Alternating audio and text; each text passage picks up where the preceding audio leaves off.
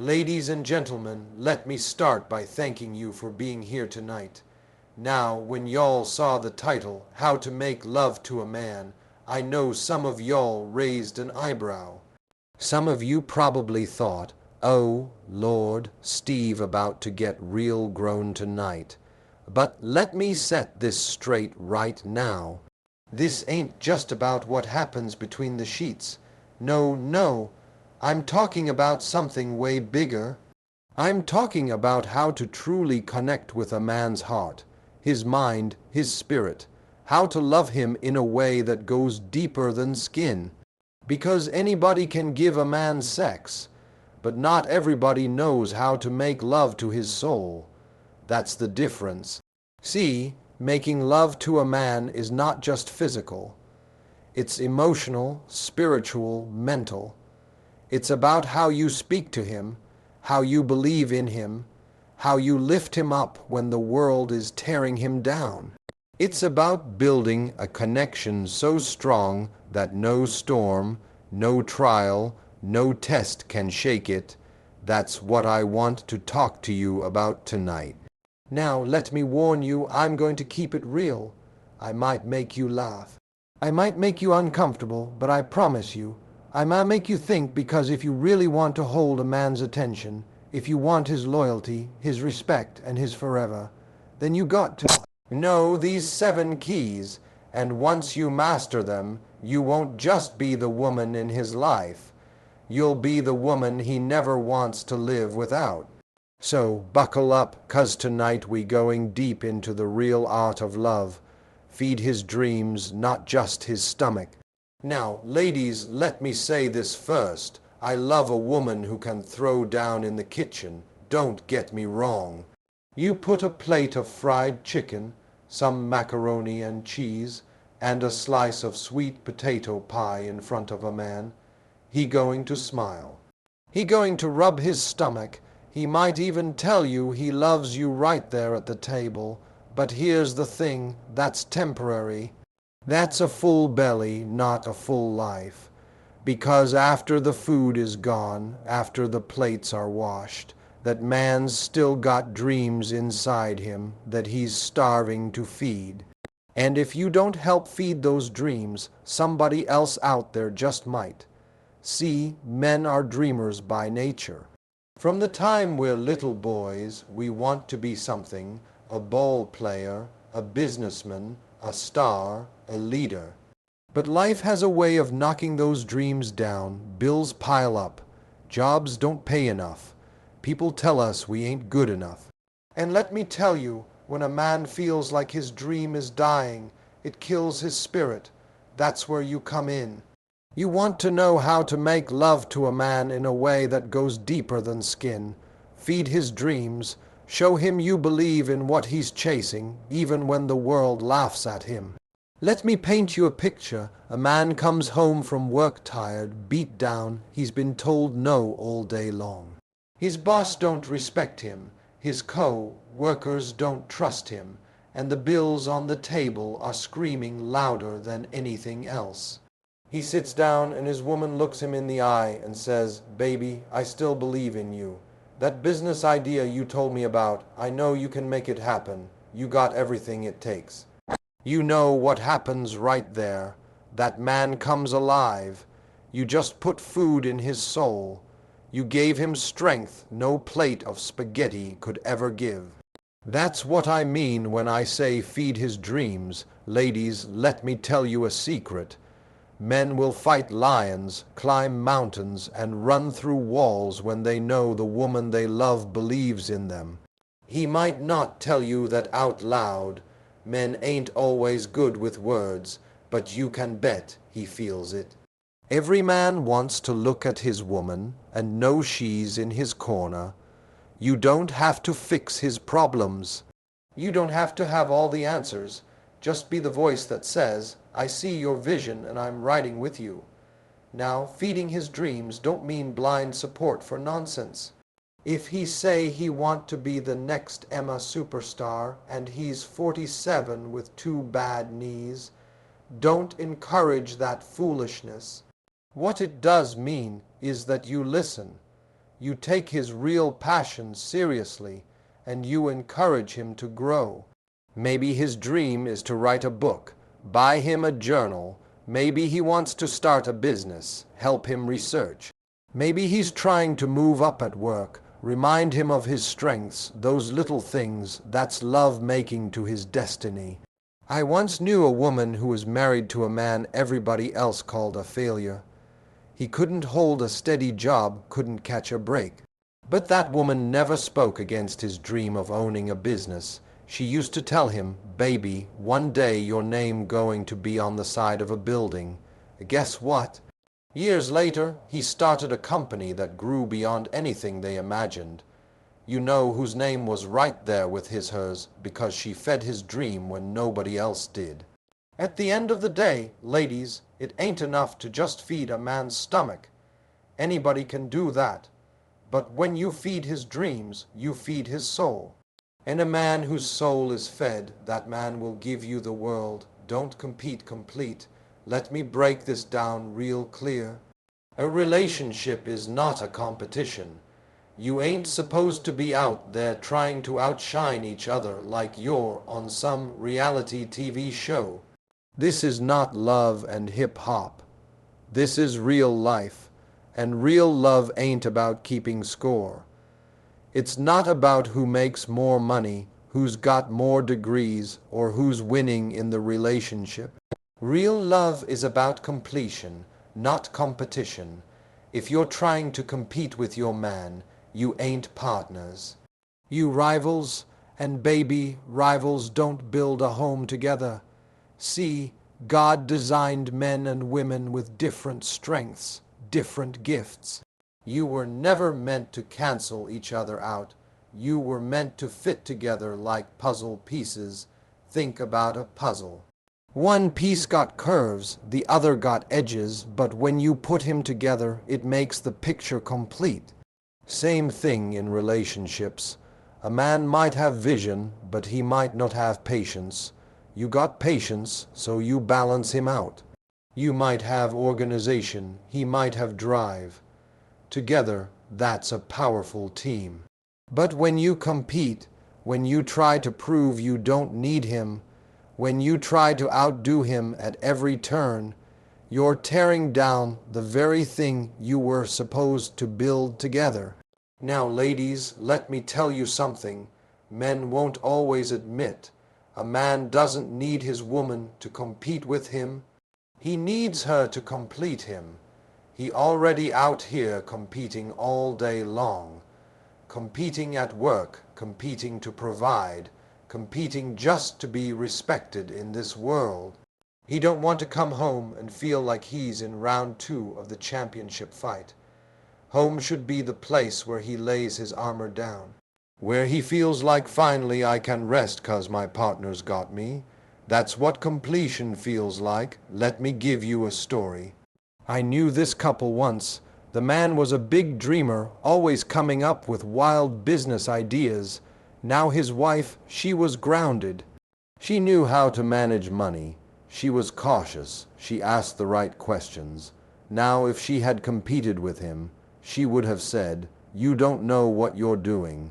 My way is better." But instead, she didn't kill his dream. She just added her wisdom. Together, they made smart moves, and eventually, one of his ideas paid off big. He used to say all the time, "She's the brains, I'm the fire.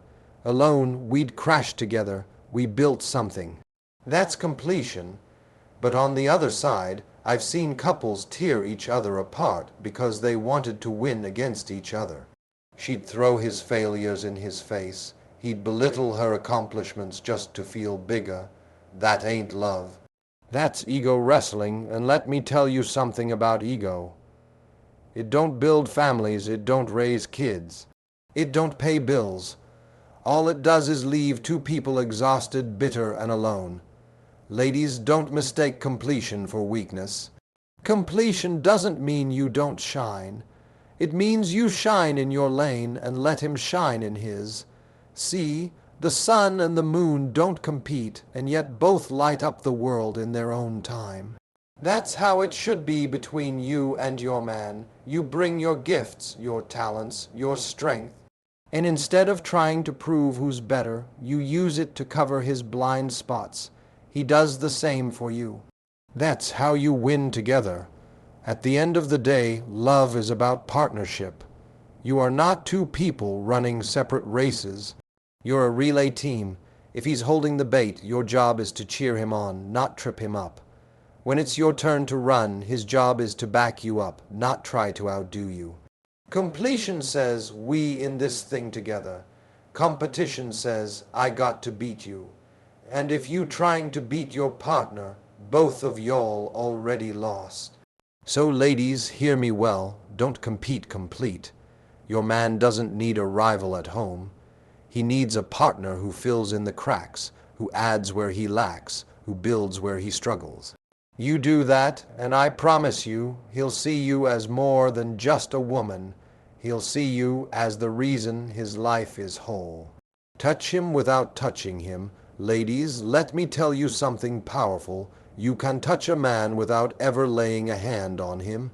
Now, don't get me wrong. Physical touch is good. It's necessary, but it ain't the only way. A man's heart, his soul, his spirit, those places need touching, too. And when you learn how to touch him there, you will unlock a level of intimacy no bedroom ever could.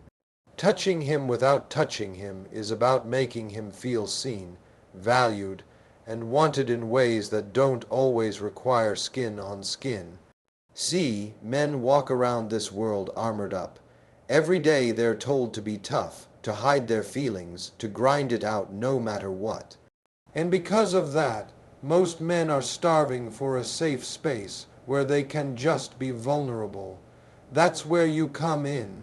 When you know how to touch a man's soul with your words, with your presence, with your energy, you become that safe space.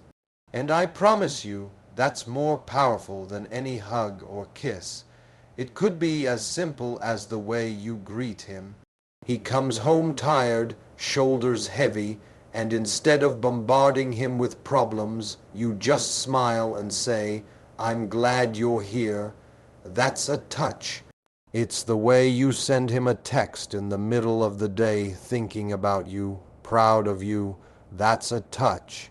It's when you look him in the eye during his lowest moment and say, I still believe in you. That's a touch. You didn't lay a finger on him, but he felt it all the way down to his soul. Let me give you a story. I once met a man who said the moment he knew he was in love with his wife wasn't the first time they kissed, wasn't the first time they slept together. It was the night he came home broke, humiliated after losing his job. He sat at the table ashamed to even look at her, and she just placed a cup of coffee in front of him, sat down and said, We'll figure this out together. No yelling, no judgment, just presence. He told me, Steve, that right there touched me deeper than anything else ever could. You see what I'm saying? She touches spirit without touching his body. When you master that, ladies, you change the game. Because the truth is any woman can touch a man physically. That don't make you special. But when you can touch his soul, his mind, his emotions, now you're unforgettable. That's the kind of woman he brags about, protects, and never lets go. Now, touching him without touching him doesn't mean you stop the physical stuff. Oh no, that's important too. But what it does mean is you add a layer of intimacy that keeps his heart tied to you. A kiss feels different when it's backed by encouragement. A hug feels deeper when it comes after you reminded him of his worth. The physical touch becomes more powerful when you've already touched his soul. Ladies, think about it. How many men out here got women who touch their bodies, but their hearts are starving? That's why some men out here restless, chasing, searching, because they don't just want sex, they want connection. They want to feel safe enough to take the armor off. And if you can be the one who gives him that, you don't just have his body, you have his everything. So learn the art of touching him without touching him. Use your smile, your words, your presence, your patience. Let him know you see the man he is and the man he's trying to be. Remind him he's more than his paycheck, more than his mistakes, more than his struggles. When you do that, you've touched him in a place nobody else can reach. And when a man is touched there, he'll never forget it. And he'll never let you go. Know the power of peace, ladies. Listen to me on this one. Peace is one of the most powerful ways to love a man. I know we talk about romance, intimacy, and all that, but I promise you, nothing will hold a man tighter than a woman who gives him peace. Peace is sexier than lingerie, sometimes stronger than perfume, louder than I love you, because when a man feels peace in your presence, he feels like he can conquer the world. And when he doesn't, he'll run from the chaos, even if he has to run into the wrong arms just to catch a breath. That's how much peace matters. See, men live in a war zone every single day. Out there in the world, they fight battles you may never see. He's competing at work trying to prove himself. He's battling doubts in his own head. He's carrying pressures to provide, to lead, to protect. And when he walks through that door at night, he's not looking for another battlefield. He's looking for sanctuary. If his house feels like another war, he'll never truly rest. But if his home feels like peace, he'll look forward to coming back again and again. Now, let me be clear. Peace doesn't mean silence. Peace doesn't mean you don't have a voice. Peace doesn't mean you let everything slide. No, peace is about how you deliver what needs to be said. It's the difference between correction and condemnation. A man can handle the truth, but he can't handle constant chaos. If every time he opens his mouth, he's met with criticism.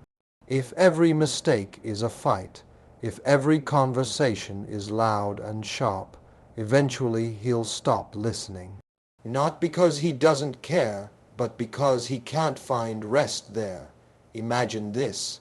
A man comes home after a long day. He's late, he's tired, he knows he forgot to call. Now you got two options. You can meet him at the door with fire, yelling before he even takes his shoes off. Or you can wait, let him sit down, let him exhale, and then say, "Baby, I need you to do better about checking in. It makes me worry when I don't hear from you." Same message, two different deliveries. One brings more chaos, the other brings peace. Which one do you think he'll respond to? Let me tell you something I learned the hard way. Men equate peace with love. You might think showing love is about doing things, saying things, or giving things. But if you can master the art of peace, he will feel your love without you saying a word. That's why some men out here will say, "Man, she just makes me feel calm." That's not small. That's everything. I once heard a man say the reason he married his wife was because she was the only person who made him feel quiet inside. Do you know how deep that is? All the noise of life, all the voices in his head, all the stress in his chest, and she was the calm in the storm.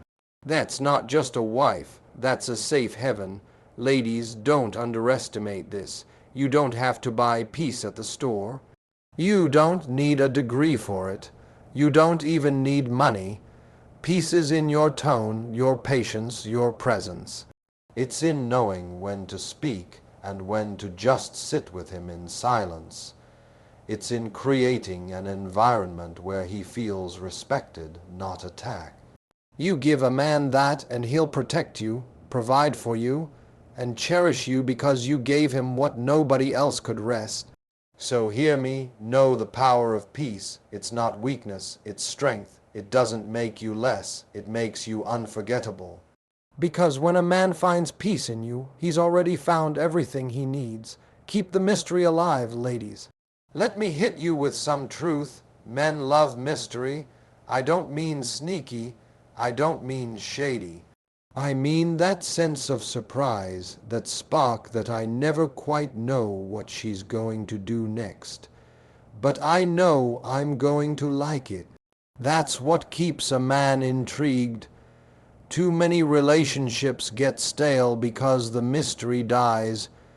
You get comfortable, you get predictable, and before you know it, you're roommates instead of lovers.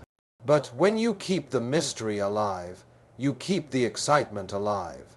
And excitement is fuel for love. See, in the beginning, it's always exciting. You're dressing up for each other, putting your best foot forward, talking late into the night, learning each other's quirks. Everything feels new, but then real life kicks in. Jobs, bills, kids, stress. Suddenly, you're walking around the house in that same old bonnet, same sweatpants, eating takeout on the couch every night. And look, ain't nothing wrong with being comfortable. Every man loves seeing his woman natural and real. But if that's all he sees, day in and day out, the spark starts to dim. You got to keep a little mystery. Mystery don't mean you got to act brand new every single day.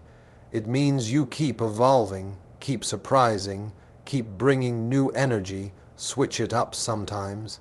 If he's used to seeing you in your home uniform, shock him one Friday night and open the door looking like you're about to step on a red carpet. If he thinks he knows exactly how date night is going to go, switch the plans, take him somewhere unexpected. If he's used to you being serious, crack a silly joke, dance around the kitchen. The little surprises, they keep him guessing, and that keeps him drawn to you. Let me tell you something about men we're wired to pursue. From the beginning of time, we've been hunters, and the thrill of the hunt is in the unknown. When you become too predictable, the chase dies. But when you keep a little mystery, he never stops chasing. You want your man chasing you 10 years in, 20 years in, the same way he did at the start. That don't happen by accident. That happens because you're intentional about keeping things fresh. I remember talking to a couple who'd been married over 30 years. I asked the husband, "What's the secret?" He said, "Man, I never get bored because she never lets me figure her all the way out. Just when I think I know her, she switches it up. She stays interesting,